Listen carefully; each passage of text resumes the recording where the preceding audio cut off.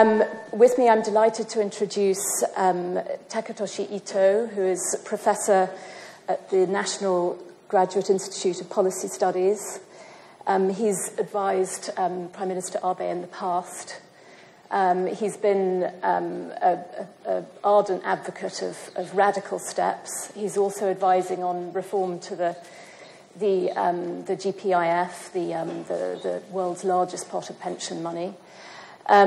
We also have Jesper Kohl, who's managing director and head of research for JP Morgan, who has also advised many governments over the years, and I think is extremely positive about Abenomics. We also have Kosuke Mutani, who's the chief senior economist for the Japan Research Institute. Mutani-san is an expert on demographics, on the regional economy. He's also perhaps more skeptical. So any thoughts on the two speeches? There's not much surprising stuff in his speech and Q&A, but more of the confirmation of what he has been saying and articulation of the points. And this foreign workers, I think he distinguished it from immigration, but foreign workers are, I think, beneficial for both Japan and those who are coming. So I think he specified, 5-year visa and so on, and he specified the areas of the sectors of those who are needed. And I think once those are systematically introduced, I think that will tremendously boost the growth potential of Japan. And as he mentioned, that should be arrangement which makes the workers happy and also the employers. I love this happy change, that it's a country that can actually embrace change there. So I think it's very good. I think, it's interesting to me, people always accuse and say, but, where's the big bang on the third arrow? And I think people forget, what the original analogy of the third arrow actually was. I mean, these are not arrows that meant to be shot. I mean, the arrow is that if you've got one arrow, you can break it. If you've got two arrows, you can still snap it. But if you've got three, if money, fiscal, and regulatory policy works together, you can't break it. I see figures that tell that Japan is pretty stable, very slowly growing, but not as fast as everybody else says, but not as bad as everybody else said. Actually, last year was not so different from the year before last year. So we have been growing very slowly and steadily, and so there was not a major change in real figure except the mood last year. Everybody else agree? I hope so. For example, what three major figures? What happened? I always point out. I don't see GDP. I really try to refuse too much generalization. You don't have to make it too general, okay? Just see some very concrete figures like retail sales. That is the only pretty accurate figure, index of the demand, domestic demand in Japan. It doesn't include the service sales, but the retail sales grew 1.0% in last year compared to the year before last year. But actually, retail sales grew about nearly 2% during year 2012. Just the question is for each of you, what has worked best so far, starting with Professor Ito? Has it been mostly the Bank of Japan? Or have the fiscal arrow, has the structural reform arrow really contributed yet? The first arrow has been the greatest success and really changed the economic scene, and stock prices went up by more than 60%, and yen too much appreciation is corrected, to more or less into the equilibrium level by 20% of depreciation.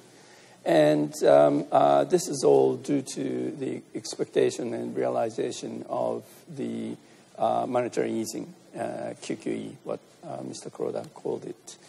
And this is a normalization of the monetary environment, and this has been great success. 100%, I'll give the A+ to Mr. Kuroda and Mr. Abe.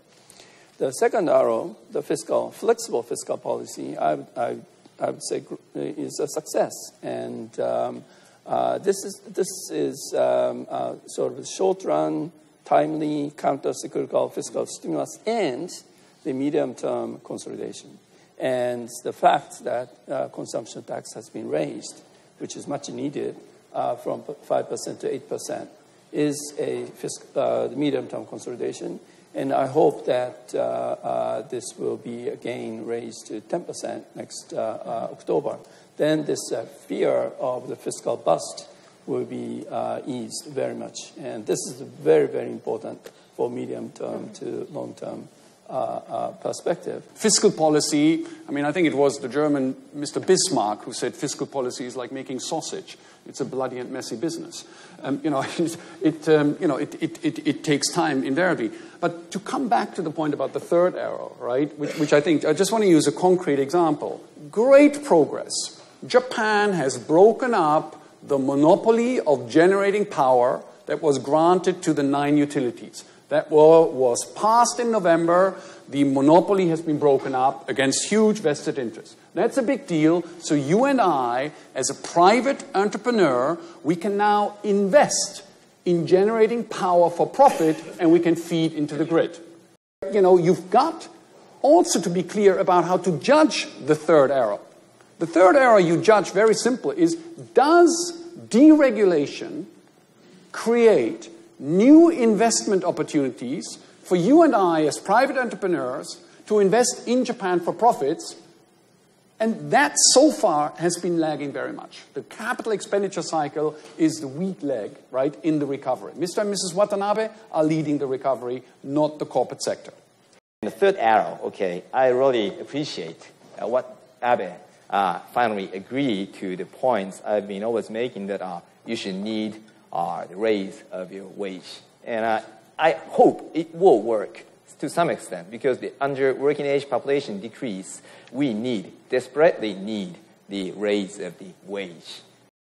What can we say about the hike that's just been executed, the mood around consumption, any indicators that are coming out at the moment? Is it possible to say anything about how it's going, or is it still far too early in terms of the economy's reaction? Right. We haven't seen many macro numbers. We have just seen, there is something called a daily CPI. Mm-hmm.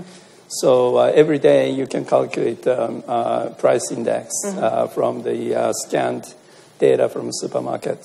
And they indicate that actually retail stores are raising prices before tax prices, which means that they are confident that consumption is going up despite the consumption tax increase.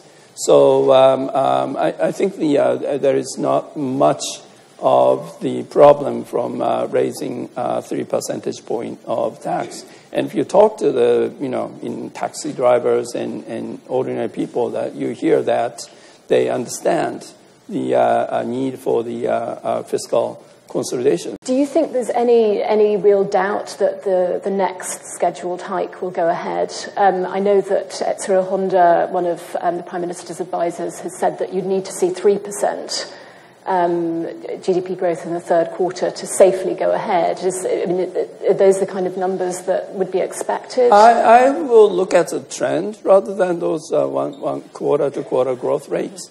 And first quarter, second quarter, third quarter, fourth quarter, those, if the trend shows that it is on track and towards the potential growth rates and closing the GDP gap, then I think it's safe to introduce a second increase. Mm-hmm. Yes, but do you have thoughts on that, how the market will react? I mean, it clearly expected the first hike. Look, the market is the market, but I mean, first of all, let's just be very clear. This is the right thing to do.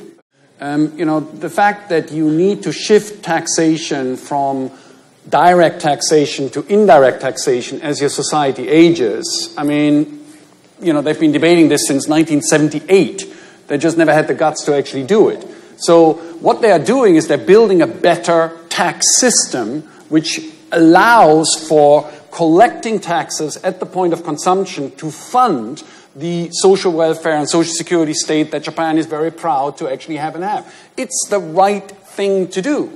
So you talk about the third arrow, that's a big bang. My God, we should worry about April retail sales. No, that's the last thing you should worry about.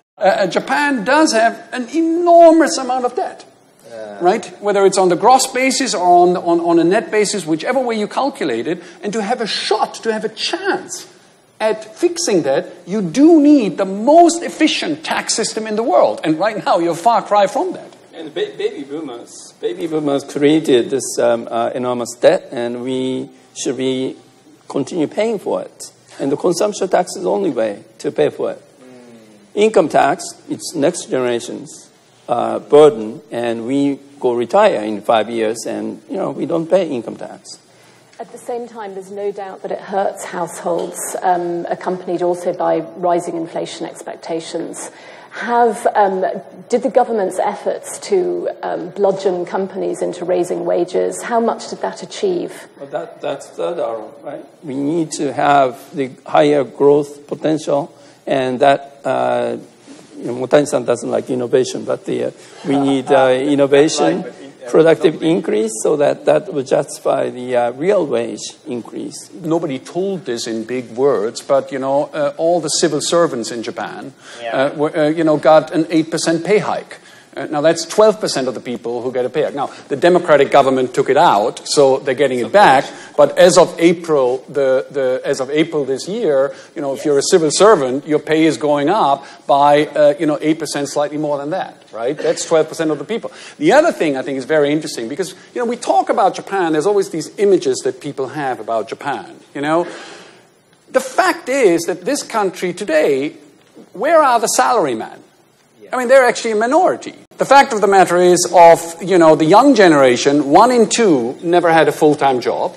40% of the people who get a paycheck are part-time or contract workers. Yeah.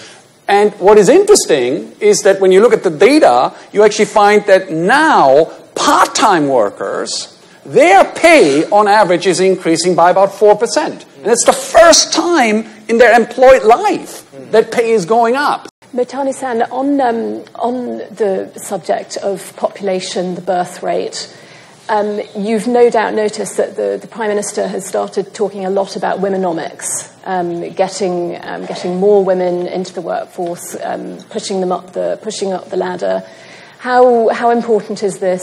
Are you greatly encouraged? Will it boost the birth rate? Yes. Talking about birth rate, you said okay, there are a lot of ways to increase the birth rate in Japan, and it's closely related to how much more women to work. Okay, in Japanese prefecture, you have a correlation, positive correlation between the working age populations, number of the ratio of those employed. The ratio of the employed women and the birth rate. If you have more women work, you have more baby to come because the major restriction of having more babies in Japan for young generation is that he described that they don't have enough money to have. So we have about 1 million new babies every year. Then they say we have about 500,000 abortion every year. And that's mostly because of the economic reason. Thank you so much. That's all we've got time for on this session. Thank you very, very much to our speakers. Thank you.